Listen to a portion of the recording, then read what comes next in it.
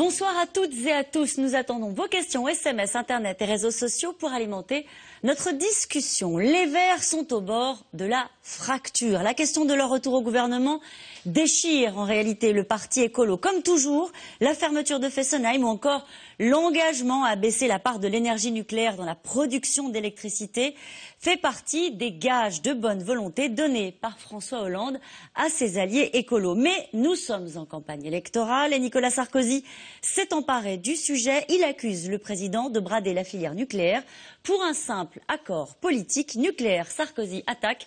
C'est le titre de cette émission. Avec nous pour en parler aujourd'hui, Corinne Lepage. Merci. Vous êtes présidente du Rassemblement citoyen CAP 21. Vous êtes également avocate. Vous avez été ministre de l'Environnement et eurodéputée. Je cite votre dernier livre, L'État nucléaire, aux éditions Albin Michel. Jean-Marc Jancovici, vous êtes ingénieur, enseignant à Paris Mines-Tech, cofondateur de Carbone 4, un cabinet de conseil spécialisé dans la stratégie carbone. Votre dernier ouvrage, Transition énergétique pour tous, est publié chez Odile Jacob. Daniel Bois, vous êtes politologue, directeur de recherche au CEVIPOF, le laboratoire politique de Sciences Po, spécialiste de l'écologie politique. Je cite votre livre sur le Grenelle de l'environnement qui est publié chez Armand Collin. Enfin, Jacques Percebois, économiste, professeur à l'Université de Montpellier où vous dirigez le Centre de recherche en économie et droit de l'énergie. Vous avez présidé, nous y reviendrons, la commission énergie 2050 sur les perspectives de la filière nucléaire. Et enfin, vous êtes l'auteur de Énergie, économie et politique aux éditions de Bock. Nicolas Sarkozy a lancé l'attaque, le sujet nucléaire redevient, c'est pas la première fois, un sujet politique. Je me tourne vers vous, Corinne Lepage. Elle est de droite, le nucléaire c'est de droite? Non, le nucléaire, je dirais que c'est consubstantiel à l'État et à l'immense majorité de la classe politique française. Ça ne veut pas dire que c'est consubstantiel à tous les Français, ça c'est une autre affaire. Voilà, donc c'est pas une affaire de droite ou de gauche. Mais c'est un débat politique, récurrent. Mais c'est un vrai débat politique et je dirais surtout ça devient un débat économique et financier, à mon avis, avant même que d'être politique. Jean-Marc Jancovici, ça vous surprend que le débat, au fond, se termine toujours de cette manière-là? Parce que les choses n'avancent pas pendant qu'on s'affronte sur le nucléaire. Hein, ça dépend ce qu'on appelle avancer et ça dépend ce qu'on poursuit. C'est-à-dire qu'on a toujours l'impression de reposer les mêmes questions et d'assister au même débat? Oui, mais ça c'est assez normal parce que dans la mesure où les installations nucléaires durent des décennies, ça peut faire des décennies de débat. Donc le nucléaire est le principal sujet dont on débat en France quand il est question d'énergie parce que c'est le seul domaine dans lequel on a des installations de production nationale. Comme on n'a pas ou peu de puits de pétrole sur notre sol, comme on n'a pas ou peu de puits de gaz sur notre sol et comme on n'a plus de mines de charbon en France, le nucléaire est le seul domaine dont on parle parce qu'il y a des objets qui sont situés en France, qui sont visibles, qui peuvent être montrés à la télévision, ce qui a son rôle. Et donc c'est pour ça qu'on focalise les débats énergétiques sur cette question du nucléaire. Par ailleurs, elle a aussi l'avantage pour elle, cette question, de permettre d'incarner un débat que les médias adorent, qui est le petit contre le gros, ce qui est beaucoup plus difficile. C'est vrai que ça marche toujours, ça. Voilà. Je disais, en jouant un peu la provoque, le nucléaire, c'est de droite. Il y a moins de débats au sein de la droite sur la question nucléaire, non? Daniel Bois, vous avez peut-être une... Oui, je ne suis pas sûr que ce soit aussi simple que ça. Non, mais moi, je ne serais pas tout à fait d'accord avec Corinne Lepage, parce que au niveau de la classe politique, je reconnais qu'il y a une certaine homogénéité. Au niveau du public, il y a des vraies différences gauche-droite, sensibles. Il n'y a pas seulement les écolos qui sont très, très, très opposés au nucléaire. Il y a un gradient d'opposition ou d'acceptation du nucléaire maintenant de plus en plus entre gauche et droite qui est très, très clair. Un vrai clivage. On dit souvent qu'il n'y a pas de clivage entre la droite et la gauche. Dans la société. Dans la société, pas dans la classe politique. Alors, dans la classe politique, c'est plus discutable, je reconnais. Parce que même à l'intérieur du PS, on sait bien que c'est un peu compliqué. Mais je ne dirais pas pour autant qu'ils sont... Oui. Pardon, Daniel Bois, vous diriez aujourd'hui que c'est un sujet qui structure la classe politique? Je rappelle que vous êtes politologue, que c'est votre sujet. Ça ne structure pas la classe politique, ça transcende dans la classe politique. Là, je suis d'accord, c'est-à-dire qu'il y a des très nucléaristes au PS, il y a des très nucléaristes à l'UMP, donc il y a un petit peu de tout. Ça transcende les choses. C'est dans la société qu'on a une vraie dimension gauche-droite. À l'intérieur de la classe politique, c'est beaucoup plus compliqué. Mais vous qui êtes des spécialistes du sujet, est-ce qu'à un moment donné, ça ne vous agace pas de voir comment, au fond, est toujours abordé le débat sur le nucléaire? Jacques Percebois. C'est un débat important parce que le nucléaire, c'est quand même un élément, je dirais, de l'autonomie énergétique de la France, d'un accès au prix de l'électricité relativement bas. Et je répondrai que ce n'est pas un choix de droite ou de gauche, parce que vous trouvez des pro-nucléaires aussi bien au PS qu'au Parti communiste. D'ailleurs, le Parti communiste communiste a souvent été un pilier du nucléaire français. Donc vous avez d'ailleurs, je dirais, si vous reprenez l'histoire du développement du nucléaire en France, je dirais le meilleur soutien du programme nucléaire français, en dehors de la droite et d'une grande partie du PS, ça a été le Parti communiste et la CGT, indiscutablement. Et là, les clivages ne bougent pas. Il n'y a pas d'évolution sur ce sujet-là. On a l'impression, pardon, mais que c'est tankisté. Les pros, les antis, les lobbyistes et ceux qui... C'est le cas, c'est même l'objet de votre livre. Je trouve surtout qu'on n'a pas vraiment un débat. C'est-à-dire que le sujet nucléaire revient périodiquement, généralement par la petite porte, c'est-à-dire on ferme Fessenheim ou on ferme pas Fessenheim, qui est un sujet, mais qui n'est pas le sujet majeur. Le vrai sujet, c'est est-ce qu'on continue avec une filière nucléaire importante dans les années qui viennent ou est-ce qu'on programme l'arrêt progressif du nucléaire en France? C'est ça le sujet de fond. Et en fait, on n'arrive pas à aborder franchement ce sujet. On ne demande jamais aux Français s'ils sont d'accord pour qu'on construise de nouvelles centrales nucléaires en France, ce qui pour moi est quand même le vrai sujet. Et le sujet économique et financier, je reviens là-dessus parce que pour moi c'est aujourd'hui un des points majeurs, avec le risque, peut-être qu'on en reparlera. Ce sujet-là, il n'est pas traité. Et quand on parle de l'Allemagne, qui est le parfait contre-exemple, on entend en France, oui mais vous comprenez, ils font du charbon, donc ce qu'ils font est nul. C'est-à-dire qu'on a un débat zéro sur le plan de la capacité de nos concitoyens de pouvoir juger réellement de quoi il est question, mais comment quels sont les coûts relatifs. Parce que les Français, ce qu'ils voient, c'est que depuis la fin des années 60, on a fait du nucléaire et que ça a permis de faire la France aussi ce qu'elle est aujourd'hui. Oui, c'est vrai, mais ce qui était vrai en 1960 n'est pas forcément vrai en 2015. C'est pas pareil. On a changé de siècle. Une des choses qu'on n'arrive pas à faire dans ce pays, c'est alors qu'on est au pays de Descartes, c'est de commencer par poser l'objet du débat. C'est-à-dire que vous ne voyez nulle part le nucléaire, c'est quoi? Si vous demandez aux Français de vous expliquer comment fonctionne une centrale nucléaire, il faudrait faire le sondage. Je pense que vous allez en trouver n'importe quoi entre 1 et 5% qui sont capables de vous donner. Oui, mais ça c'est normal, non? S'il y a que 5% des chirurgiens du foie qui savent ce que c'est qu'un foie, c'est quand même un peu ennuyeux de leur confier votre foie. Donc là, vous ne pouvez pas demander aux Français de connaître le fonctionnement d'une centrale, si? Espérer avoir un avis informé sur quelque chose dont vous ne comprenez pas le fonctionnement, c'est quand même ennuyeux, quelque part. Bon. Donc, ce débat, simplement pour expliquer de quoi on parle, est quelque chose qui a énormément de mal à prendre place.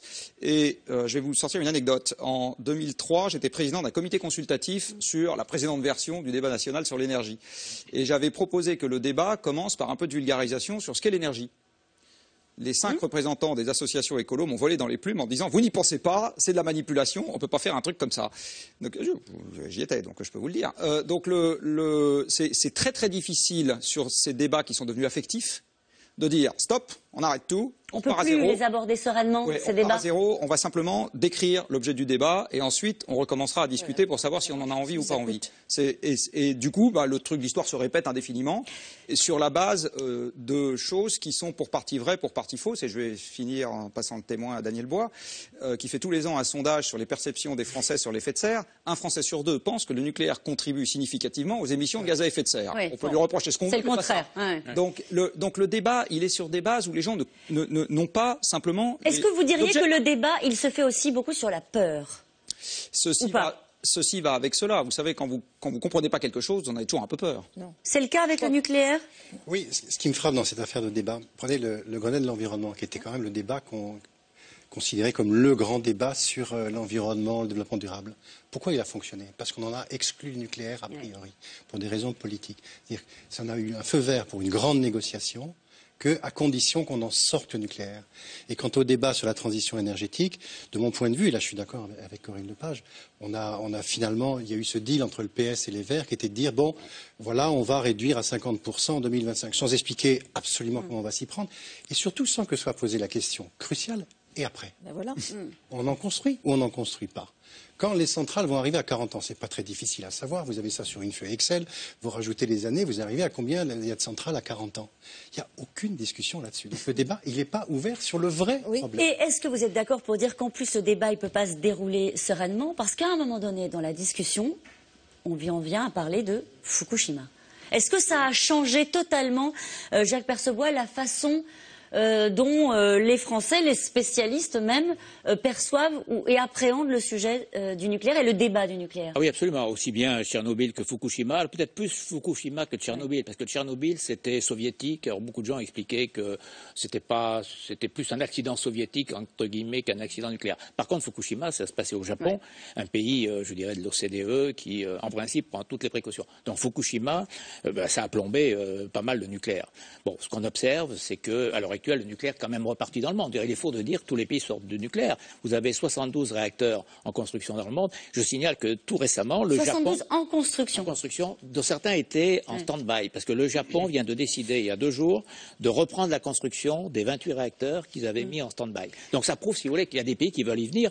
Donc, il y a des pays qui ont renoncé au nucléaire, il y a des pays qui ont maintenu le nucléaire, des pays qui veulent rentrer dans le nucléaire. Donc vous avez aujourd'hui, je dirais, sur la palette, des choix qui sont très différents. Et il y a des pays qui débattent, comme la France. Et le sujet, on y vient, fermer Fessenheim. François Hollande a une nouvelle fois réaffirmer son engagement avec un calendrier, l'horizon de la fin du quinquennat. La fermeture de la plus vieille centrale en activité du parc nucléaire français est devenue un sujet d'affrontement politique. Sur place, le débat est réel. Ces manifestations contre manifestations. Nicolas Sarkozy s'est rendu à Fessenheim pour dénoncer les conséquences d'un éventuel démantèlement de la centrale. Reportage Elisa Coudray et Stéphane Lopez. Comme un air de déjà-vu. Nicolas Sarkozy en campagne, au chevet des salariés de Fessenheim. Sauver cette centrale. On va la sauver ensemble. Oui, c'est sûr. Hein. C'est pour ça que je suis là. Merci. Sauver la centrale, même promesse qu'en 2012. Même adversaire aussi, sauf qu'aujourd'hui c'est François Hollande le président. Et il a encore réaffirmé il y a quelques jours, Fessenheim fermera ses portes avant la fin de son mandat. Monsieur Hollande veut la fermer. Pour des raisons économiques? Non, bien sûr. Pour des raisons stratégiques? Non, bien sûr. Uniquement parce qu'il veut mendier quelques voix à des écologistes engagés dans un combat politicien. Fessenheim, encore une fois au cœur d'une bataille politique. Pro, anti, tous l'ont bien compris. Chacun tente de se faire entendre. Samedi dernier, les antinucléaires s'étaient donné rendez-vous à Strasbourg. Environ 500 manifestants inquiets, car ici, personne n'a totalement confiance en la promesse du président de la République. Il tient compte quand même de Ségolène Royal, c'est un peu normal. Elle est le ministre de l'écologie, elle est le ministre de l'énergie. Or, Ségolène Royal change d'avis chaque jour qui passe. Un jour, elle vante la filière nucléaire, le lendemain, elle dit qu'elle fermera Fessenheim, le troisième jour, elle dit que ça sera peut-être une autre centrale, qu'on n'en sait rien. Elle hésite beaucoup, elle attend la décision d'EDF. Il y a urgence parce que cette centrale, depuis son âge, aurait dû être déjà arrêtée depuis longtemps. Elle est trop ancienne, trop âgée. Elle n'est plus à l'âge du temps et de plus elle est bâtie sur une faille sismique et sous le canal d'Alsace, ce qui augmente considérablement les risques d'accident. Quelques jours plus tard, direction Colmar. Ce jour-là se réunit la CLIS, la Commission locale d'information et de surveillance. Élus, associations, experts indépendants, 3 fois par an, la commission interroge les représentants d'EDF sur les questions de sécurité. À l'ordre du jour, l'incident de la semaine dernière, une fuite dans la salle des machines qui a obligé la centrale à stopper quelques jours son unité de production. Les militants écologistes interpellent le directeur du site. J'ai reçu des graphes de mesures de radioactivité par des stations allemandes, une à Neuenburg-Griesheim et une à Fribourg. Et ce qui me surprend, c'est que je vois justement un pic de radioactivité en microsieverts par heure le 27 février, un petit peu avant midi. Je voulais savoir s'il pouvait avoir un lien avec ce qui s'est passé soit sur le réacteur 1, soit sur le réacteur 2, qui pourrait expliquer cette augmentation de la réactivité mesurée sur Griesheim et Fribourg. Voilà, donc c'est un jugement d'un organisme officiel de mesure. Je pense que je peux vous dire, c'est que nous avons notre propre réseau de surveillance, l'IRSN a ses propres réseaux de surveillance, et monsieur, non. Il n'y a pas, non, il y a une mise Aucun problème, selon EDF. On voit quand même qu'il y a beaucoup d'inquiétudes autour des questions de sécurité. Qu'est-ce que vous répondez aux citoyens qui sont inquiets? Je pense que j'ai répondu aux questions qui sont posées à un CLIS, je vous remercie. Pas d'autres commentaires? Bon, je vais pas les faire inquiétudes sont légitimes sur un tel sujet. Il y a des questions qui sont posées, on y répond. Merci. Nous sommes encore et toujours obligés de défendre ce site face à l'acharnement des antinucléaires qui ont trouvé en François Hollande le maillon faible. Salariés, habitants, les défenseurs de Fessenheim, eux, continuent à y croire. Ici, en cas de fermeture, plus de 2000 emplois sont menacés. Et monsieur le maire l'assure, il n'y a aucun plan de reconversion.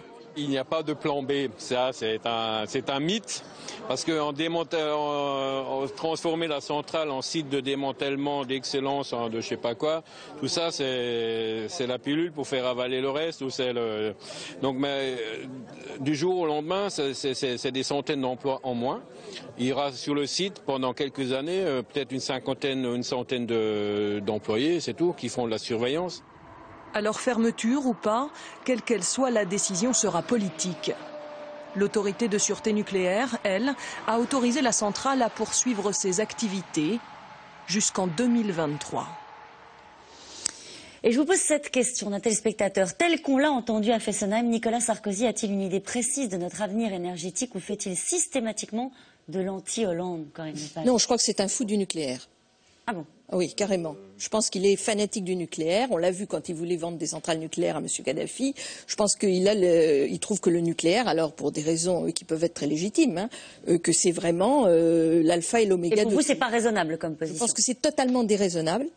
Je pense que Fessenheim, effectivement, il y a une autorisation, puisque l'autorité de sûreté nucléaire a dit que ça allait jusqu'en 2023. Personnellement, mais vous savez que j'ai une double casquette puisque j'ai défendu les gens qui demandaient la fermeture. Quand je dis les gens, c'est quand même près d'1 million de personnes parce que c'est toutes les collectivités locales françaises, suisses et allemandes qui sont au voisinage. Donc c'est quand même pas 3 écolos dans un coin. C'est parce que c'est une centrale qui est considérée par tous les autres comme extrêmement dangereuse. À telle enseigne que la secrétaire d'État à l'environnement allemande est venue sur le site pour réclamer la fermeture de cette centrale.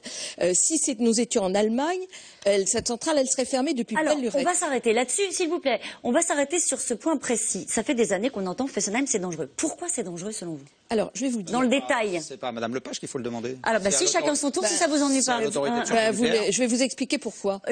Pardonnez-moi, mais là, aujourd'hui, nous sommes 4 sur ce plateau, donc on va quand même écouter notre invité. Je suis désolée, M. Jancovici, mais vous serez obligé de me supporter. Voilà, c'est extrêmement simple. Vous avez une centrale qui est construite dans une zone sismique, puisqu'elle est à proximité de Bâle, où il y a eu un tremblement de terre en 1354.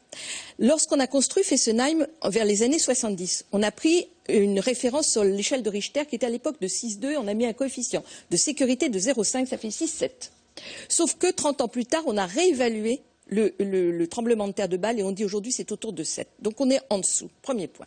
Deuxième point, c'est une centrale qui a été construite en contrebas du canal du Rhin à 8 mètres. Ce qui veut dire que s'il y a une rupture de digue, c'est automatiquement une centrale qui est inondée. Et vous pouvez faire tout ce que vous voulez sur votre centrale, que le risque sismique et le risque inondation, il est inévitable. Bon. Troisièmement, c'est effectivement une centrale qui est construite sur la nappe phréatique la plus importante d'Europe, d'où l'énervement de nos voisins, parce que s'il y a une pollution, c'est toute la nappe rhénane qui est polluée. Vous ajoutez à ça une seule enceinte de confinement, pas 2. Vous ajoutez à ça pas de tour de réfrigération. Vous ajoutez à ça pas d'autorisation sur les rejets chimiques. Ça fait quand même beaucoup plus. C'est une foultitude d'incidents, beaucoup plus qu'ailleurs. On n'est pas là pour se crêper le chignon et pour retomber dans les travers qu'on dénonce. Donc chacun notre tour. Vous dites ça, c'est très convaincant. Et en même temps, on a l'autorité de sûreté nucléaire qui nous dit mais non, il n'y a pas de problème, cette centrale peut fonctionner encore 10 ans jusqu'en 2023. Donc pardon, les gens qui nous regardent aujourd'hui se disent qu'y croire. On a la chance d'avoir une autorité de sûreté nucléaire indépendante et compétente. L'autorité de sûreté nucléaire a dit, sous réserve de faire un certain nombre de travaux quand même. Donc il y a eu des travaux engagés au niveau de Fessenheim. L'autorité de sûreté nucléaire a donné son accord. Donc, et elle prend en compte ces données. Elle prend en compte tous les éléments. Je veux dire, les gens de l'autorité de sûreté nucléaire sont ce que j'ai dit ne change pas. Que les gens qui nous écoutent se posent quand même la question. Vous prenez des gens qui sont dans une entité qui a pour seule mission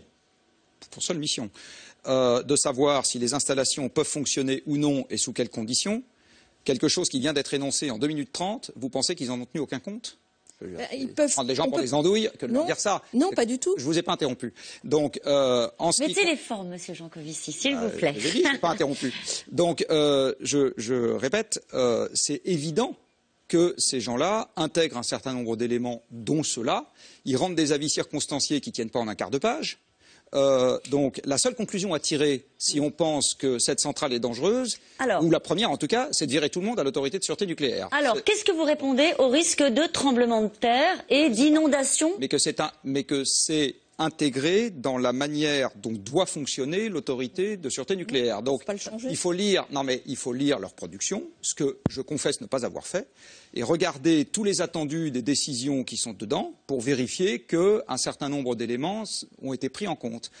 Personnellement, ce n'est pas mon job, donc je n'ai pas été regardé. Par contre, je le répète, s'il y a une suspicion légitime sur le fait que cette autorité autorise des installations alors qu'elle ne devrait pas, la première conclusion, quand vous n'avez pas confiance en votre médecin, la première chose que vous faites, c'est d'en changer. Donc, si ces gens-là, on peut tout à fait en changer. Donc, si ces gens-là n'ont pas la compétence nécessaire pour regarder, la seule conclusion à en tirer, c'est qu'il faut changer. Mais qu'est-ce qui vous agace? On voit bien que vous êtes agacé. Qu'est-ce qui vous agace dans cette façon de présenter un débat où on est légitime à se poser avec nos voisins allemands et européens? S'il y a une centrale qui est vieillissante, le débat est tout à fait légitime. Qu'est-ce qui vous agace alors? Ce qui ne l'est pas, c'est l'accusation sans preuve.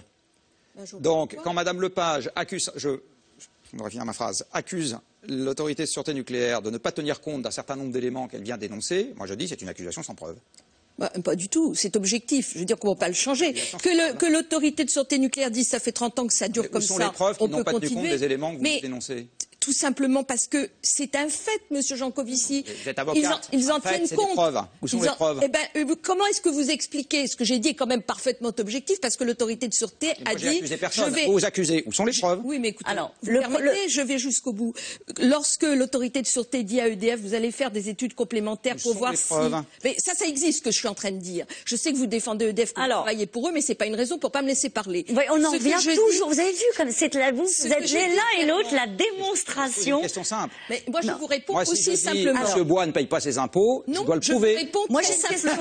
Je vous réponds très simplement deux choses. Vous avez une étude que je vous enverrai avec grand plaisir qui a été faite par l'État de Westphalie en Allemagne qui établit très clairement que la sécurité n'est pas remplie. Sûreté nucléaire. Non, mais vous me dites, vous avez le choix. Si vous n'êtes pas d'accord avec l'autorité de sûreté nucléaire, moi je vous dis, il y a d'autres autorités. S'il vous plaît, Monsieur Jancovici, c'est pas notre sujet. On se perd, on s'égare et surtout les gens qui vous regardent ne comprennent plus rien. Question très simple. Il y a eu un tremblement de terre il y a 700 ans à Bâle. Oui. C'est à combien de kilomètres? Et est-ce que ça met vraiment en danger?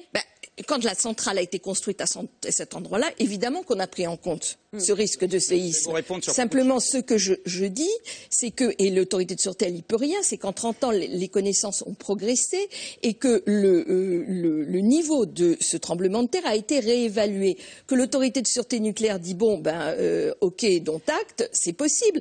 Il n'en reste pas moins que ce que je dis est totalement objectif. Alors, Jacques Percebois, est-ce qu'on avait anticipé le tsunami?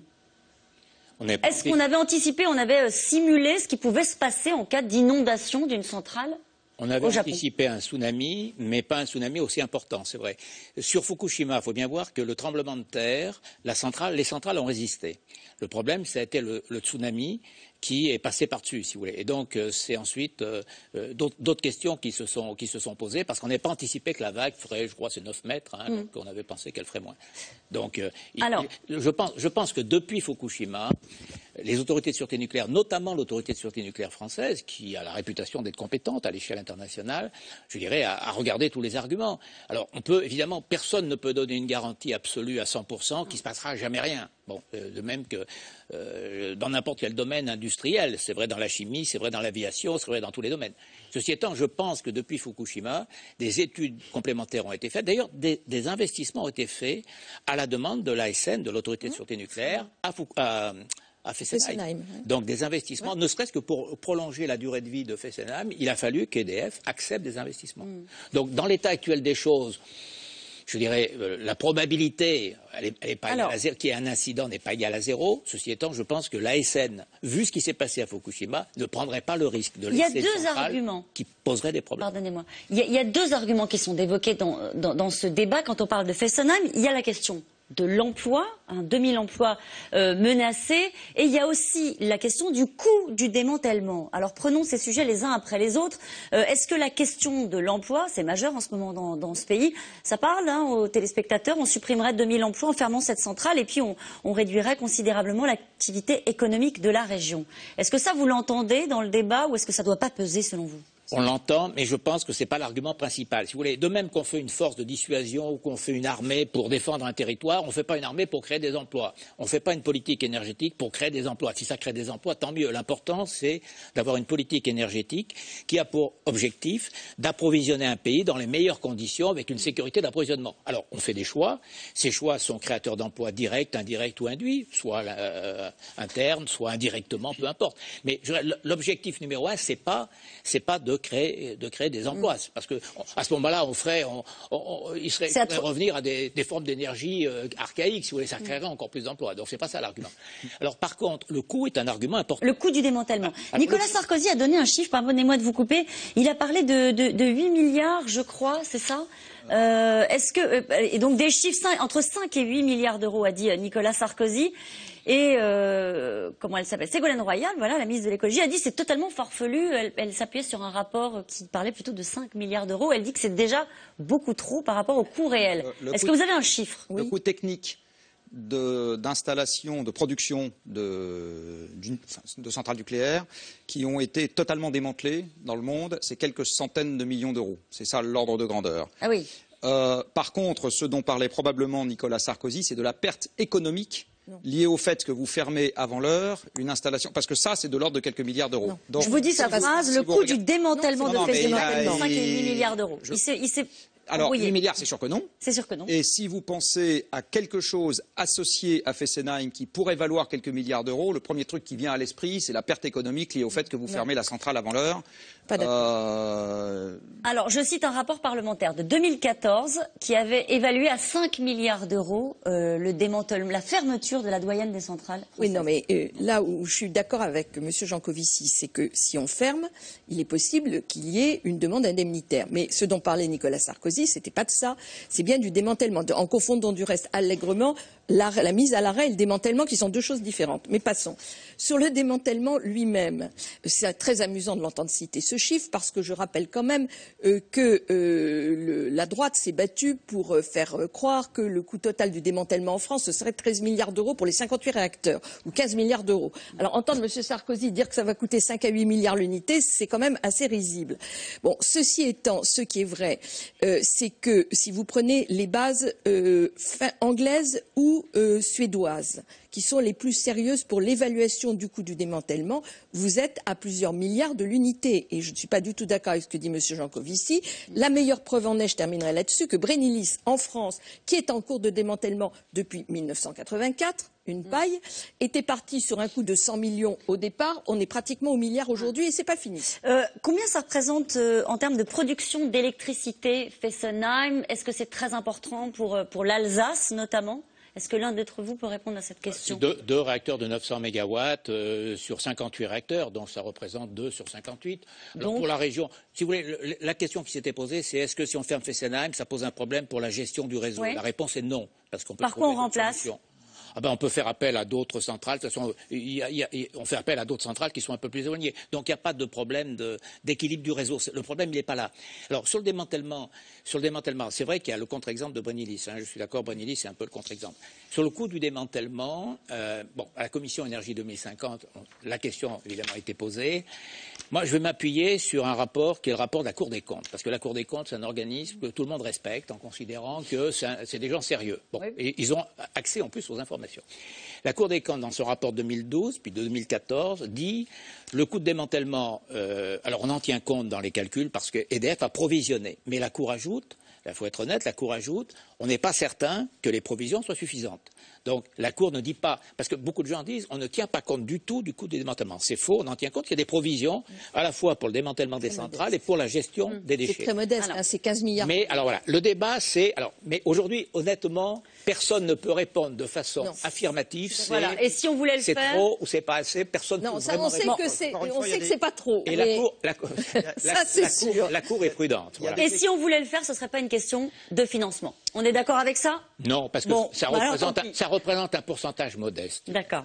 Alors, en tout cas, la question de la fermeture de Fessenheim est au cœur des discussions entre les écolos et le président de la République. Et la question du retour des Verts au gouvernement s'est transformée en guerre de tranchées chez Europe Écologie Les Verts. Deux lignes s'affrontent, les amis de Cécile Duflot qui refusent les compromis sur l'écologie et sur la ligne économique et sociale, et les parlementaires autour du sénateur Jean-Vincent Placé qui sont prêts à intégrer une équipe Valls au nom de la volonté de faire et de peser de l'intérieur. Le débat interne est sur le point de faire exploser le parti. Barbara Steck, Arnaud Fora avec Lise Barcellini et Guillaume Biron. La sortie progressive du nucléaire. C'était la promesse phare, le totem de l'accord entre Verts et socialistes. 3 ans plus tard, la date de la fermeture de Fessenheim n'est toujours pas fixée. Et la loi sur la transition énergétique, qui doit acter la réduction de la part du nucléaire dans le mix électrique, n'est toujours pas votée. Une situation qui divise les écologistes, des courants contraires, où certains voient encore le verre à moitié rose, comme Denis Baupin. Je pense que le gouvernement il a défendu les textes tels qu'on les avait calés, c'est-à-dire 2025 sur le nucléaire, c'est 50% de nucléaire, à la fois à l'Assemblée nationale c'était très clair, Ségolène Royal d'ailleurs s'est exprimé de façon claire sur un désaccord que nous avons, nous on est pour la sortie du nucléaire, mais elle dit qu'elle n'est pas pour la sortie du nucléaire, et ce que je comprends c'est la position des socialistes, mais sur le fait qu'il faut diversifier et réduire la vulnérabilité de la France au tout nucléaire. Il fait partie de ceux qui se verraient bien au gouvernement. Il faut évidemment toujours mieux être à l'intérieur, sinon il ne faut pas faire de politique. C'est respectable de ne pas faire de politique. On peut être dans le milieu associatif et puis se militer, etc. Et je l'ai fait pendant des années, et beaucoup de gens le font. Mais si on fait de la politique, c'est pour assumer la responsabilité de prendre des décisions, de participer au pouvoir. Après les élections départementales, une réunion est d'ores et déjà prévue, avec les Verts favorables à un retour au gouvernement, mais aussi d'autres forces écologiques. Et la question à l'ordre du jour sera...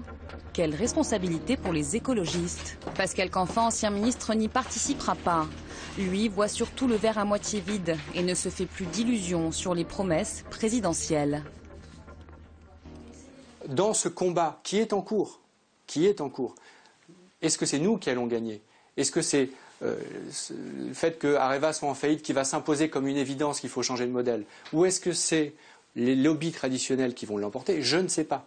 Je ne sais pas. Et le fait que je ne réponde pas, il y a un engagement du président de la République, donc ça va se faire, c'est évidemment parce que nous en doutons. Et si nous en doutons, c'est parce que des choses ont été dites, redites et jamais faites. Et que c'est ça le cœur du sujet. C'est qu'à un moment donné, il faut être en cohérence entre les actions et les discours. Nous ne demandons rien de plus.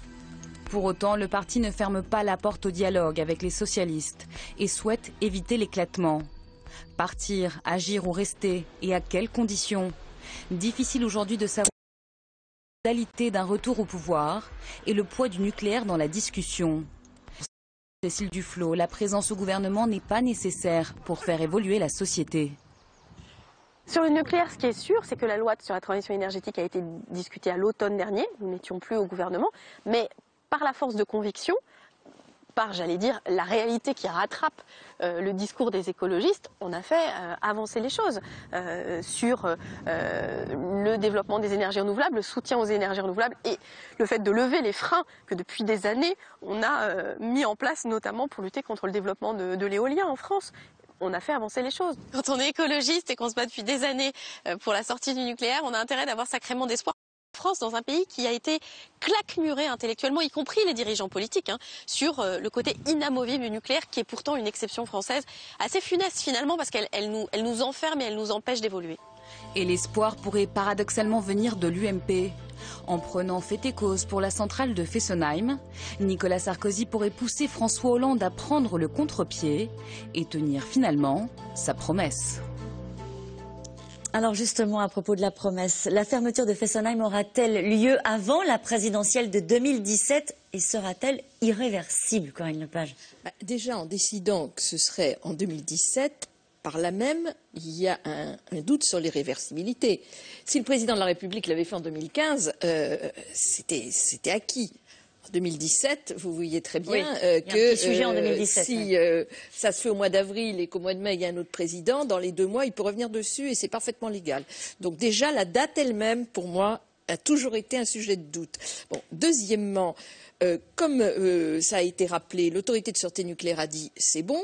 Le Conseil d'État, parce que Delphine Batho a très mal joué sur la procédure qui avait été intentée par les collectivités étrangères, a dit il n'y a pas de risque, donc on ne peut pas fermer pour le risque, qui était à mon avis le seul vrai motif. Donc ensuite vous tombez dans des motifs politiques, ça, à mon avis, ça ne tient pas la route. Des accords pour composer un gouvernement pour élargir une majorité ce qui tient la route, c'est un projet de stratégie énergétique, c'est-à-dire de dire, comme le disait Daniel Bois tout à l'heure, bon, il y a un horizon 2025, mais on fait quoi en 2030, on fait quoi en 2035, on fait quoi en 2040 ? Donc de dire, ben voilà, on est parti sur une réduction programmée du nucléaire, on est à temps à telle époque, à temps à telle époque, à temps à telle époque, ça veut dire fermer les centrales à tel rythme, ça veut dire développer le renouvelable à tel rythme, etc. Ça, c'est une vraie stratégie, mais de dire, je vais fermer une centrale, moi je suis pour, hein, vous savez que je suis pas très pro-nucléaire, mais simplement, je trouve que le faire comme ça tout seul, sans qu'on ait une logique autour, c'est extrêmement difficile. Ce serait toujours ça de prix, non ? Ce serait toujours ça de prix. Alors, vous avez dit, en gros, c'est de la politique politicienne, mais si ça fait avancer la cause écologique, qu'est-ce que vous en dites, Daniel Bois ? Il y a un exemple, on a peut-être un petit peu oublié, mais en 1997, l'accord entre les Verts et le PS a abouti à la fermeture de Cressmalville. Cressmalville, alors c'était pas simplement, cette fois-ci c'est plus compliqué, c'était pas n'importe quelle centrale. C'était une nouvelle filière qui était le surgénérateur, où il y avait des incertitudes, etc. Mais c'est arrivé, donc il y a eu un deal à cette époque-là, entre le PS et les Verts, sur le fait de fermer. Et la centrale, elle a été fermée, Cressmalville. Hein, les Verts n'ont pas obtenu. Fermée par moi-même. Ah ben, avant. Même, sans doute. Mais non, parce qu'il y a eu un arrêt du Conseil d'État qui a annulé le décret, et j'ai refusé de signer un décret de redémarrage. En mettant ma présence au gouvernement, j'ai proposé de démissionner. Mais ce que dit aussi Daniel Bois, c'est qu'au fond, des accords politiques peuvent permettre de construire une stratégie énergétique. Oui, sauf, je reviens à ce qu'on disait tout à l'heure, sauf que l'accord entre les Verts et le PS, de mon point de vue, il a fait ça qu'à moitié. Parce que dire simplement l'accord entre les Verts et le PS, ça consiste à dire que en 2025, on sera à 50% d'électricité nucléaire. Oui, d'accord, mais c'est une question, mais ce n'est pas la vraie question. La vraie question, c'est au bout des 40 ans, est-ce qu'on renouvelle à 60 ans comme font les Américains, ou est-ce qu'on construit de nouvelles centrales, ou est-ce qu'on fait l'hypothèse que par miracle, à ce moment-là, on aura de l'énergie renouvelable qui remplacera les centrales. C'est ça la vraie question. C'est la question qui n'a pas été discutée dans la loi, dans le débat sur la transition énergétique. Et je pense que ça n'a pas été discuté pour des vraies raisons. C'est-à-dire qu'on n'arrive pas, encore une fois, à se projeter à cet univers-là, à ce futur-là, et on n'arrive pas à prendre des décisions parce que l'accord Vert-PS n'était pas suffisamment profond, suffisamment sûr pour arriver à dire vraiment quel serait l'avenir au-delà de cette réduction à 50%.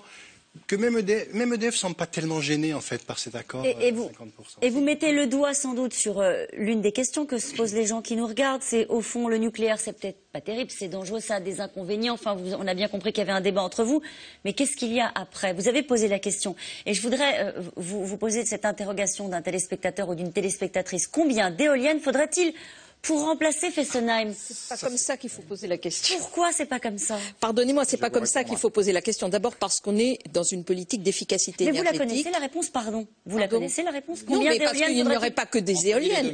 Il y aurait entre 1000 et 2000, vous dites? À peu près, oui. Ouais, mais il y aurait des éoliennes, mais il y aurait du solaire. Et c'est inconcevable. Il y aurait du solaire, vous auriez de la biomasse, vous n'auriez pas que des éoliennes. C'est pas inconcevable, mais c'est pas gratuit. Alors, quelques éléments de cadrage pour commencer. Il y a souvent en France une idée qui est si on est écolo, on est anti-nucléaire. Est-ce que vous savez quels sont les premiers consommateurs d'électricité nucléaire par personne au monde? Non. Les Suédois, qui par ailleurs n'utilisent pas de gaz dans le chauffage, n'utilisent pas de pétrole dans le chauffage, n'utilisent pas de gaz et de pétrole et de charbon dans leur industrie, donc qui recourent énormément à l'hydroélectricité, donc le renouvelable, et à la biomasse. Donc l'idée sympathique selon laquelle si on est écolo, on est anti-nucléaire, est une idée très française. Il y a des tas de pays dans le monde dans lesquels c'est absolument pas vrai. Si vous lisez les travaux de quelques précurseurs de l'écologie, et notamment de l'équipe qui avait conduit à un truc qui s'appelle le rapport du Club de Rome, qui rappellera quelque chose aux vieux, le nucléaire était du côté des solutions écolo à cette époque. Donc, et les Anglais, quand vous leur demandez quelle est l'énergie dans laquelle il faut investir le plus, je dis bien le plus, ils veulent le faire d'ailleurs. Mettre le nucléaire en tête. D'accord. Et les Chinois continuent à le faire, etc. Mais c'est pas la question. Comment on remplace avec de l'énergie et du renouvelable? Cette question-là n'est pas posée à cause de ce que je disais tout à l'heure, c'est-à-dire si vous êtes écolo, vous êtes anti-nucléaire, donc fermez le banc et on passe à je ne sais pas quoi du reste. La bonne question, c'est à quoi sert l'énergie? Quel est le bon compromis entre la quantité qu'on veut en avoir et les inconvénients d'en avoir beaucoup? Parce qu'il se trouve que l'énergie a une définition en physique, c'est une grandeur physique, hein, l'énergie, avant d'être un sujet de débat. L'énergie est la transformation par définition en physique. C'est la marque de la transformation. Donc plus vous avez d'énergie, plus vous transformez, du coup plus vous avez les avantages de la transformation, mais plus vous avez ses inconvénients. Vous ne pouvez pas beaucoup transformer sans avoir beaucoup d'effets à côté. Les énergies sympathiques en général sont les énergies qu'on utilise à toute petite dose, comme ça il n'y a pas beaucoup d'inconvénients puisqu'elles sont utilisées à toute petite dose. Le solaire, l'éolien, etc. Pour le moment, c'est des toutes petites énergies à l'échelle mondiale. Vous n'y croyez pas pour être une énergie de substitution à terme? Ce que je dis, c'est que si c'est tout petit, par définition, ça n'a pas beaucoup d'inconvénients. D'accord. C'est tout petit. Bon. C'est pas tout petit. Pour finir, c'est tout petit. Alors, pour finir là-dessus. Pour l'instant, c'est sans doute ce que vous voulez dire. C'est que pour l'instant, c'est plus 40% par an. Alors, pour l'instant, mais oui, mais quand c'est tout petit, plus 40% par an, ça fait toujours plus 40%. Le nucléaire en Chine, dont vous gargarisez, c'est combien? Si Renault veut remplacer la vente de Chine. voitures par la vente de trombones, les trombones peuvent augmenter de 40% par an pendant un certain temps. Bon, alors, on avance. Du coup, sur le renouvelable, parce que c'est la question que... Alors, je vais vous donner un chiffre, un seul. Oui. Issu de l'observation. Le programme allemand, qui, en gros, a pour objectif d'essayer de remplacer prioritairement le nucléaire par des renouvelables. Hein, c'est pour le moment la question... Du charbon, pour l'instant? Non, la question climatique n'est pas dans le sujet. C'est juste pas dans le sujet. Alors, ça monte un peu une année, ça descend un peu une autre, mais on est dans des fluctuations. Hein. Ils ont, pour le moment, fermé 8 réacteurs. Ils ont mis sur la table à peu près 300 milliards d'euros d'investissement. Je dis bien 300 milliards, c'est-à-dire à peu près la valeur de reconstruction à neuf du parc nucléaire français, à peu près, pour produire 18% de leur électricité à partir de renouvelables. Et les dispositifs qu'ils utilisent vivent 2 à 3 fois moins longtemps qu'une centrale nucléaire. Bon. Ce faisant, ils ont fichu le pastis sur le marché de l'électricité. Parce que quand vous regardez comment ça se passe, vous pouvez vraiment dire que le prix dépend du sens du vent, en l'occurrence pas du sens mais de la quantité. Ils ont créé des engorgements sur les interconnexions aux frontières à tel point que les Tchèques ont fini par dire si vous continuez, on va couper le réseau à la frontière tchèque parce qu'on ne peut plus supporter. Vous êtes en train de nous démontrer qu'on ne peut pas en sortir. Je suis en train de vous démontrer que si on veut en sortir, ça va coûter très cher, on peut le faire, ce n'est pas le sujet. Physiquement, c'est possible. Ce que je dis juste simplement, c'est qu'il faut que les gens comprennent que la contrepartie, c'est que les investissements vont être multipliés par 10 à 30 et que les investissements vont être multipliés par 10 à 30. Jacques Percebois, on parle du mix énergétique. Hein, au fond, la solution, ça ne fera rien gagner sur les émissions françaises. Alors, la solution, elle est sans doute pas dans des éoliennes qui remplacent des centrales nucléaires. On a bien compris que l'idée, c'est construire une stratégie énergétique à long terme et de construire un mix énergétique. Quelles sont les énergies d'avenir? Est-ce que vous considérez que le nucléaire reste une énergie d'avenir, mais au-delà? Alors, je considère que le nucléaire, c'est une énergie d'avenir. Ça ne veut pas dire pour autant qu'on ne peut faire confiance qu'au nucléaire. Le nucléaire, aujourd'hui, c'est 12% de la production d'électricité à l'échelle mondiale. Alors, c'est beaucoup en France, c'est 75%. Alors, non, de la production 4% pour l'énergie. Non, de la production d'électricité, c'est 12%. Les chiffres sont des chiffres. Oui, mais énergie, c'est 4%. Vous parlez d'énergie primaire. Moi, je parle de production d'électricité. Donc, c'est bien 12% de la production. Et ça va augmenter, on est d'accord. Il y a des pays qui vont y venir. Enfin, ça va augmenter, c'est pas beaucoup, parce qu'on fait beaucoup de centrales à côté. Mais attendez. L'Inde, la Chine, ils vont s'y mettre, et ils s'y mettent déjà. Oui, mais ça baisse. Ils font il y en a qui plus de ferment. centrales au charbon que de centrales nucléaires. Donc, si vous voulez, en pourcentage, ça augmente pas beaucoup, parce qu'ils font plus de charbon et de centrales à gaz.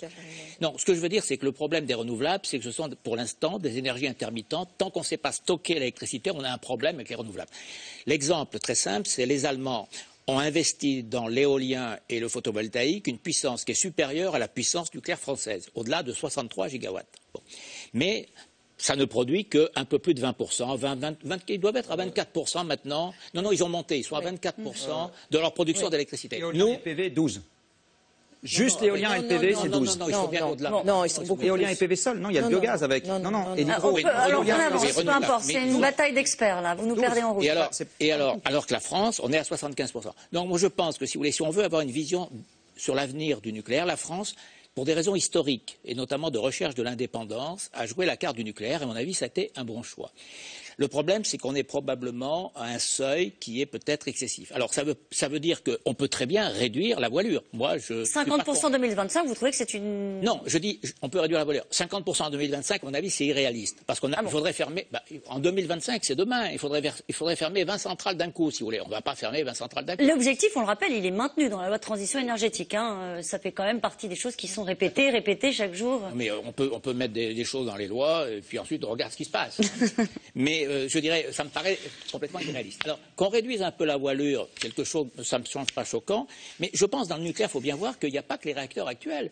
Et donc je m'appuie sur une déclaration de Mme Ségolène Royal, qu'on ne peut pas accuser d'être anti-nucléaire. On peut l'accuser en tout cas de ne pas tenir compte des problèmes du nucléaire. Mme Royal a fait une déclaration en janvier disant que le nucléaire c'était l'avenir en France et notamment les nouveaux réacteurs de quatrième génération. Je vous remercie pour la transition. Nous allons parler de l'EPR qui devait être la vitrine de l'excellence française en matière d'industrie nucléaire. Mais sur les 4 centrales en construction dans le monde, 2 accumulent de grosses difficultés. Celui de Flamanville en est à 5 ans de retard et un coût multiplié par 3 avec une facture de 8,5 milliards. La livraison est donc reportée à 2017 avec la promesse de produire plus, de consommer moins de combustible, le tout avec une sécurité renforcée. Le dossier avec Maxime Vauthier, Joël Lefebvre, défi technologique. On regarde. Coincé entre une falaise de granit et la Manche, le chantier de la centrale nucléaire de Flamanville semble un peu prendre l'eau. Après 7 ans de travaux, le réacteur EPR nouvelle génération n'a toujours pas démarré, au contraire de la machine judiciaire qui s'est emballée. À 30 km de là, à Cherbourg, depuis lundi s'est ouvert le procès des travailleurs de l'ombre, avec une question pour les avocats de la CGT partie civile. Les centaines d'ouvriers venus de Pologne et de Roumanie présents sur ce chantier hors norme étaient-ils tous dûment déclarés ? On a eu affaire à un système, à mon avis, organisé, entre des entreprises de travail temporaire artificiellement domiciliées dans certains pays, et notamment à Chypre, qui détachent des salariés polonais pour les envoyer sur le site de l'EPR de Flamanville en France, donc par le biais d'une utilisation dévoyée de certaines règles européennes qui, de toute façon, n'ont pas été respectées. Donc c'est le problème de notre réglementation, tant européenne que nationale, et des contrôles qu'on met pour vérifier que certains salariés étrangers sont employés correctement sur notre pays.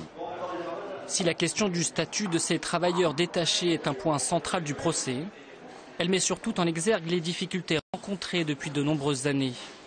Pour le groupe Bouygues, prestataire de services en charge d'une partie des travaux et aujourd'hui sur le banc des accusés, la mauvaise gestion du chantier a mené à cet imbroglio juridique. Il est apparu au bout de 2 ans que ce qui avait été envisagé, notamment sur le plan des armatures, ce qui sur le plan de la sûreté et de la sécurité est quelque chose d'essentiel, était bien en deçà des nécessités, au point qu'il apparaît que le nombre de tonnes d'armature, en définitive, a plus que doublé et les ressources à mettre en œuvre, les énergies à déployer, ont plus que doublé. Et ça s'est produit dans des conditions où il y avait les mêmes exigences de délai et de planning. On n'a pas trouvé dans les délais qui étaient exigés suffisamment d'entreprises en France ou de salariés employés ferrailleurs en France pour faire face à des exigences exceptionnelles en matière de quantité, de qualité et de délai. Il faut dire que le gigantesque chantier de l'EPR accumule depuis plusieurs années retard sur retard. Prévu pour 2012, la mise en route du réacteur de 3e génération de Flamanville ne devrait pas se faire avant 2017. En difficulté, le groupe Areva, concepteur du réacteur, ne parviendrait pas, selon EDF, à livrer à temps les pièces essentielles, comme les structures internes à la cuve. Résultat, le coût du chantier explose. Prévu à hauteur de 3 milliards d'euros, il en coûtera finalement au moins le triple. On sera très proche des 10 milliards, donc on est dans une gabegie absolument formidable, mais il faut arrêter les frais. La vitrine du nucléaire à la française proche de se fissurer. En Finlande, à Olkiluoto, l'EPR se fait toujours attendre. Il devrait être prêt en 2018, avec 9 ans de retard sur le calendrier initial et 5 milliards d'euros d'excédent. Selon les experts, la note pourrait être même plus salée si, comme il l'avance, chaque année de retard coûte bien plus de 700 millions d'euros à Areva. Des chiffres astronomiques qui contribuent en grande partie aux pertes records d'Areva pour l'exercice 2014, près de 5 milliards d'euros. L'occasion pour Philippe Varin de remettre en cause la stratégie du groupe sur les dernières années. Areva est en situation de crise. Cette crise résulte d'une conjonction de facteurs, des décisions malheureuses, une déficience dans la gestion de certains grands projets, un manque d'adaptation à l'évolution des marchés après l'accident de Fukushima. Les avaries de l'EPR, catastrophe industrielle en perspective ou péripéties inévitables lors des chantiers d'une telle envergure. Des incertitudes qui n'ont pas découragé nos voisins britanniques. On serait intéressé par l'achat de 2 EPR de l'autre côté de la Manche. Vous y croyez à 2017, le premier EPR qui entrerait en activité en France? Je ne suis pas ingénieur, mais enfin, ça me paraît quand même très mal barré. Kilotus, c'est 9 ans. Même en Chine, où on est en joint venture minoritaire, ça a 2 ans de retard, et pourtant c'est en Chine et avec le REC chinois. Alors, vous citez l'Angleterre, évidemment, c'est EDF qui est en Angleterre, c'est British Energy, ça appartient à EDF. Donc mais on a bien compris que vous n'étiez pas pro-nucléaire, ça jusque-là, les choses sont claires. Mais est-ce que ça, malgré tout, ça peut être l'avenir du nucléaire? Celui-là, sûrement pas. Alors ensuite, on peut parler des petits réacteurs, c'est ce dont parlait Monsieur Percebois tout à l'heure, c'est-à-dire l'ATMEA, des plus petits réacteurs. Moi, je pense que, franchement, c'est pas une filière d'avenir. Que la filière d'avenir, c'est le solaire. C'est ça la grande filière d'avenir. Et quand vous regardez la manière dont, au niveau mondial, aujourd'hui, les développements se font, les croissances se font, c'est sur le solaire. Et dans tous les pays du monde, la Chine fait un peu de nucléaire, c'est vrai, 2% du bouquet énergétique chinois, c'est vraiment anecdotique. C'est vrai, mais vous êtes revenu sur EDF en disant oui, en gros, c'est normal qu'ils aillent faire du nucléaire. Tant mieux si on vend nos centrales, non? Je me plains pas, mais simplement ce que je dis, c'est qu'on n'en a pas vendu. L'Angleterre, c'est pas vraiment une vente. Tous les autres, et c'est normal. Qu'est-ce que vous voulez? On n'est pas capable de montrer ce qu'on est capable de faire chez nous. Comment voulez-vous que les autres l'achètent? Il n'y a aucune raison quand même. Ils ne sont pas suicidaires. Qu'est-ce que vous dites, vous, quand vous voyez le projet EPR? Est-ce que vous dites c'est l'avenir de la filière, il faut avancer, il faut aller plus vite, il faut lever les obstacles? Alors l'EPR, c'est 3e génération. Alors c'est un réacteur qui se veut extrêmement sécurisé. N'oublions pas que c'est une tête de série. Alors il y a eu des erreurs au départ qui tiennent au fait que Areva a été extrêmement, je dirais, ambitieuse et a pensé que ça marcherait très vite, qu'il pourrait construire, par exemple, l'EPR en Finlande en 4 ans et à un coût de 3 milliards ou 4 milliards, alors qu'ils ont complètement sous-estimé. Alors, voilà, c'est un prototype qu'on est en train de construire et c'est pour ça que c'est long et que c'est fastidieux. Pas seulement. Il y a eu une erreur stratégique. L'erreur stratégique, c'est, n'oubliez pas qu'en France, on a construit 58 réacteurs en 25 ans. Pourquoi? Parce qu'à l'époque, on avait un schéma industriel très cohérent. On avait un maître d'œuvre qui était EDF.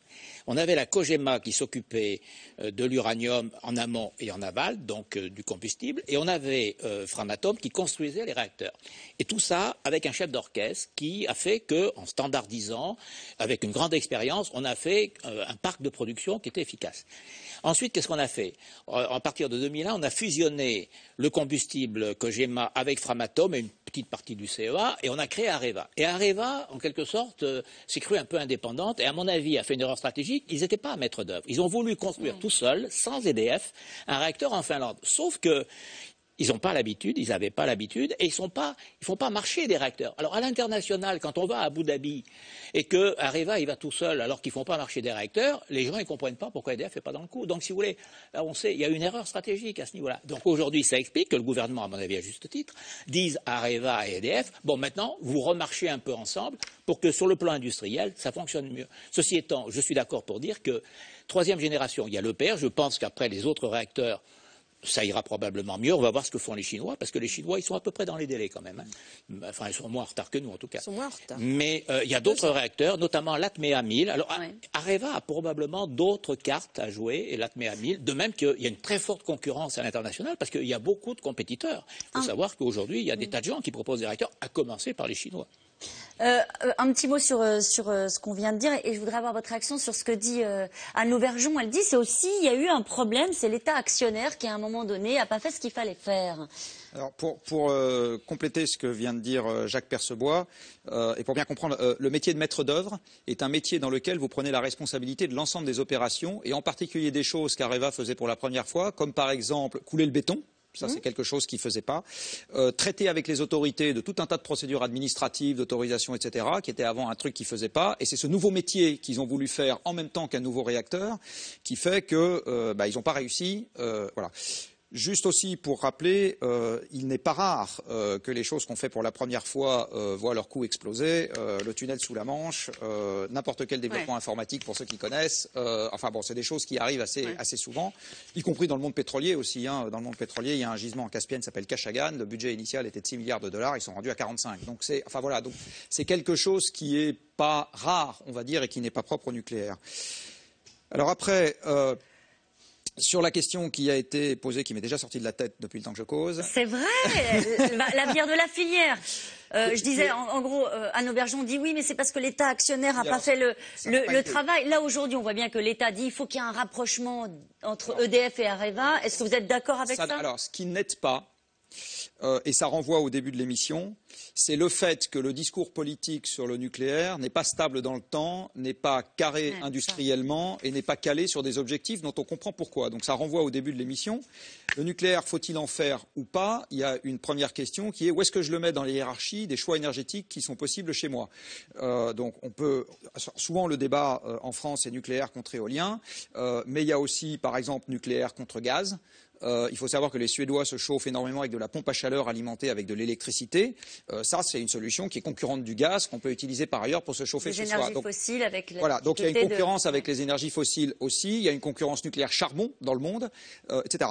Donc où est-ce qu'on met dans les choix? Et ça dépend du coût, ça dépend de la dangerosité, ça dépend etc. Et ça dépend des choix politiques. Et les choix politiques dans un pays éclairé devrait intégrer, je ne dis pas devrait se caler sur, mais devrait au moins intégrer les faits documentés et le monde tel qu'il se présente. Or en France, c'est difficile, c'est pas comme ça que ça marche, et du coup vous avez un discours hésitant qui n'aide pas à avoir une stratégie industrielle, c'est absolument évident. Et nous allons passer maintenant aux questions SMS.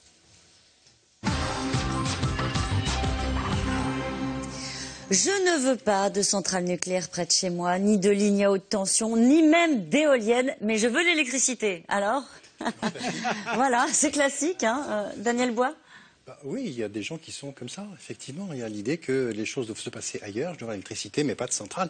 Ceci dit, quand on regarde ce qui se passe autour des centrales, quand on interroge les gens autour des centrales, ils sont pour la centrale, parce qu'ils profitent énormément des retombées économiques, de l'emploi, etc. Donc, ce n'est pas si simple que ça. Il n'empêche que dans notre pays, comme dans d'autres pays industriels, il y a maintenant un réflexe qui est un petit peu un réflexe de pas chez moi, plutôt chez les autres. Indéniable, bien sûr, on a vu ça dans plein d'endroits. Donc, mais il ne veut pas non plus d'éoliennes, il y a un problème avec les éoliennes. Il y a quelque chose qui a bougé en France, je trouve, depuis une quinzaine d'années, c'est qu'on a commencé à mettre en route des procédures, Commission nationale du débat public, pour aider un petit peu à débattre des choses localement. Bien. À mon avis, c'est un progrès, parce qu'avant, au fond, on faisait passer le bulldozer sans trop discuter. Je ne dis pas que c'est parfait, mais c'est un progrès. Ceci dit, la société, j'ai l'impression qu'elle va dans l'autre sens, c'est-à-dire qu'elle est de plus en plus rétive à ça, pour des tas de raisons, pour une espèce de divorce entre la science et la société, ce qui fait que même si on a augmenté, amélioré les procédures de débat public, ça ne se passe pas toujours très bien. Allez, une autre question. La menace terroriste est-elle un argument en faveur de la fermeture de nos centrales ? Ça vous fait sourire? Je pense que la personne qui pose cette question ne sourit pas en posant la question. Elle a raison, c'est pas une plaisanterie. Moi, je crois que c'est pas une plaisanterie du tout. On a vu qu'on pouvait survoler des centrales avec des drones. Alors, nos centrales sont calculées pour pouvoir résister à la chute d'un petit avion, mais pas d'un gros, et nos piscines sont calculées pour résister à la chute de rien du tout. Bon. À part pour le PR, oui. À part le PR. À part le PR, oui. Mais les autres, non. Donc voilà, il y a un risque. Je voudrais juste dire un mot sur la question précédente, excusez-moi. C'est que quand même, vous avez de plus en plus en France des communes, des collectivités locales qui s'organisent pour l'autonomie énergétique et qui font participer la population. Et là, ça marche. Mais il y a d'autres... La question, c'était pas celle-ci. Alors, je suis désolée. On avance. Si vous le voulez bien, ça a suscité le débat, beaucoup d'interrogations. Donc, je vous les pose. Dans quel état sont les réacteurs français ? Dans quel état, c'est-à-dire? Dans quel état? Ils sont en bon état, ils sont en mauvais état, ils sont On en revient à ce qui a été dit tout à l'heure. On en revient à ce qui a été dit tout à l'heure. Il y a un dialogue permanent en France entre l'exploitant, qui est EDF, ou le CEA, ou le CNRS, parce que vous avez aussi des installations de recherche qui ne sont pas opérées par EDF, et un gendarme qui s'appelle l'autorité de sûreté nucléaire. Et la loi a confié aux gendarmes le soin de vérifier l'état dans lequel sont les installations et de les autoriser à poursuivre ou pas leur exploitation par tranche de quelques années, sous réserve ou pas de faire un certain nombre de travaux. C'est-à-dire que de temps en temps, on leur dit, ben voilà, il faut investir. Voilà. Le débat entre l'opérateur et son médecin, entre guillemets, est un débat très long, très technique et très complexe et qui, de ce fait, est malheureusement très difficilement accessible aux observateurs extérieurs. Je voudrais juste avoir la réponse à la question. Pardon. D'accord. Dans quel état? D'accord. Je sais que vous n'êtes pas d'accord, mais on n'est plus à l'heure du débat. Alors maintenant, on répond aux questions. Pardon, c'est simple. Dans quel état sont les réacteurs français? Pas en bon état. Voilà la réponse. État conforme pour qu'ils puissent fonctionner, dit l'ASN. Bon, allez, avant de supprimer le nucléaire, ne faut-il pas commencer par économiser de l'énergie? On l'a peut-être pas suffisamment, ce débat sur... Oui, simplement économiser l'énergie, il y a l'efficacité énergétique, et là, vous en avez des tartines partout. Et puis on arrive à la sobriété. La sobriété, qui c'est qui fait l'affaire? C'est vous, c'est moi. Et là, c'est en 3 lignes, parce qu'on ne sait pas comment ça fonctionne, la sobriété. Comment on va convaincre les gens d'être sobre du point de vue? Comment on va leur convaincre, par exemple, que ce n'est pas 22 degrés, mais 18 qu'il faut mettre un pull? C'est très, très, très difficile. On n'a pas les moyens, parce que là, c'est de l'action qui n'est pas de l'action sur la technique, c'est de l'action sur les gens. Il y a la persuasion, il y a la taxation, il y a des tas de choses. Mais franchement, dans les rapports sur la transition énergétique, c'est le paragraphe qui est le plus mince, parce qu'on ne sait pas très bien comment on va organiser ça. Changer les mentalités. Voilà, changer les mentalités. Ça commence dès l'école, tout ça, éteindre la lumière. Oui, non voilà. Oui, il y a un potentiel. Ça marche pas, ça. La sobriété, en effet, c'est une chose, mais il y a quand même un potentiel important d'efficacité, à la fois dans les transports et dans le bâtiment, parce que c'est quand même les 2 gros secteurs où il y a des gens économies. qui commencent à s'organiser. Allez, de combien augmenterait ma facture d'électricité en cas de suppression du nucléaire? Est-ce qu'il y a eu des simulations là-dessus? Et en cas d'investissement nécessaire sur le nucléaire, parce qu'il ne faut pas croire que ça va coûter rien du tout, que de mettre 100 milliards sur la table pour mettre les centrales en sécurité, pour commencer, et de récupérer Areva. Donc je crois qu'il faut essayer c'est un débat justement qu'on n'arrive pas à avoir, qui n'est pas rationnel sur les coûts respectifs. C'est vrai que le renouvelable coûte, mais aujourd'hui on arrive à des prix de revient du renouvelable qui sont inférieurs aux prix de revient du nucléaire nouvelle génération. Ça dépend par quoi on le remplace. Oui, si on le remplace par du charbon, ça augmente pas beaucoup dans les circonstances actuelles. Par l'éolien, non. Si on le remplace par de l'éolien et du solaire, je vais me risquer à dire que ça augmenterait d'un facteur 5 à 20 sans être précis. Non, pas vrai. 5 à 20, une réponse. Non, mais c'est faux. Bon, bah, allez, de toute façon, vous ne tranchera pas entre vous. Allez, le problème du nucléaire, n'est-ce pas avant tout les déchets? C'est un problème. C'est un problème parce que, si vous voulez, j'allais dire, dans le nucléaire, vous avez en effet des déchets. On peut en recycler quelques-uns. Alors c'est l'avantage d'ailleurs des nouveaux réacteurs, et ce sur quoi insistait Madame Royal, c'était ça, c'est-à-dire aujourd'hui il y a des travaux de recherche sur des réacteurs dits de 4e génération, c'est-à-dire le projet Astrid en France, c'est-à-dire qu'à ce moment-là, le plutonium que vous obtenez, vous pouvez le recycler, multi-recyclage est possible. Bon, ceci étant, il restera des déchets. Heureusement, les déchets les plus dangereux, c'est 1% des déchets. Bon, il y en a quand même un certain nombre. La loi prévoit que ces déchets très dangereux doivent être enfouis donc dans un site géologique profond de 500 mètres environ, si vous voulez. Alors, le problème des déchets reste un problème, parce qu'on sait, dans l'état actuel des choses, on sait qu'on devra les stocker. Bon, alors on espère peut-être que demain, avec la nouvelle technologie, une partie pourra être transmutée, mais pour l'instant, il y a en effet... Pour l'instant, il y a un problème des déchets. Le problème, il n'est pas économique, parce que le coût d'enfouissement des déchets, même s'il augmente par rapport à ce qu'il était avant, si vous voulez, ça représente un pourcentage modeste du prix de revient du kilowattheure nucléaire. Le problème, c'est en effet, il reste des déchets qui ont une durée de vie... Et je pense que notre téléspectateur ou notre téléspectatrice ne voulait pas non plus habiter à côté d'un endroit où on stocke des déchets nucléaires. Oh, à 500 mètres de profondeur, vous risquez pas grand-chose. C'est vrai. Allez, arrivera-t-on un jour à stocker correctement l'électricité? Oui. On sait déjà le faire. Oui. Le problème, c'est que c'est quelque chose qui est gourmand en espace. Aujourd'hui, il y a dans le réseau français des installations de stockage qui sont des barrages réversibles. Donc, c'est des barrages avec lesquels vous avez une retenue en amont, le fameux lac de barrage, et vous avez une retenue en aval. Et vous faites circuler l'eau du bas vers le haut quand vous avez de l'électricité disponible par ailleurs, et ensuite vous restituez cette électricité à un moment où vous en avez vraiment besoin en turbinant l'eau dans l'autre sens. On peut faire avec la méthanation aussi. Justement, cette question, peut-on construire plus de barrages en France plus performants que les anciens? Alors, de nouveaux barrages standards, il n'y a plus assez de pluie qui tombe pour qu'on y arrive. Bon. Par contre, des barrages réversibles, ça on pourrait, mais ça occuperait beaucoup d'espace. Merci beaucoup à vous, à tous, même malgré les débats. Je pense qu'on a un petit peu avancé. C'est la fin de cette émission qui sera rediffusée ce soir à 22h25. Lundi, vous retrouvez Axel de Tarlé pour C'est-à-dire Yves Calvi à 17h50 pour C'est dans l'air. Quant à moi, je vous donne rendez-vous dimanche 18h pour C'est politique. Mon invité sera Jean-Christophe Cambadélis. Très belle soirée sur France 5.